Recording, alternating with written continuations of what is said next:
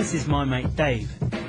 He grew up in a Catholic family here in the ghettos of South London, where the only thing he had to survive were his fists. I learned to fight here. I learned to fight when I was about 7 when I was in primary school, you know. You kind of get egotistical and arrogant because when you know you're big and you can fight and that, you just don't listen. When I met him at Oxford University, he was different from most people. Dave had a dark ghetto side and used to lock himself away in his room for days, sometimes weeks at a time. What was he doing behind that door?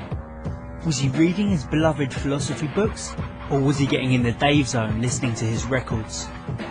On one occasion, Dave disappeared for more than 3 weeks.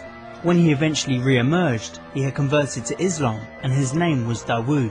He came home one Sunday afternoon and he said, what was it? I said, David, you got a beard, innit? Yeah. And he said, yes, I'm a Muslim. And I said, oh, you feel happy about that? And he said, yes. I said, fine. Mum phoned me and tell me David's converted today. He said he's a Muslim now. Yeah, I said, alright, yeah.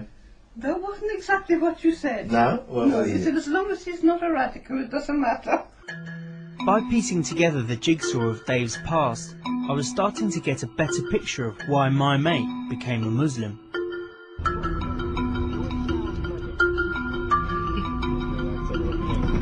Dave, where are we going now? Alaykum Road Mosque.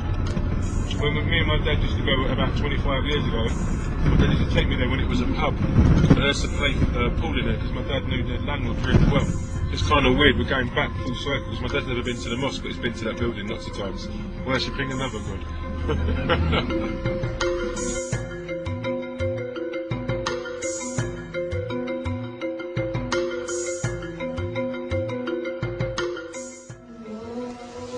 There's a sense of belonging, a sense of unity and a sense of purpose.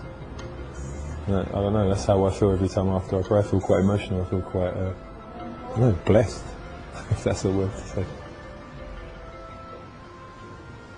For me, being the defiant individual that you've known me to be in 6'4" and 16 stone and all these things and all these egotistical physical things that I could use, it's quite a big step for me to be able to bend over and pray and, you know, just submit myself to something. I've never bent to anything in my life.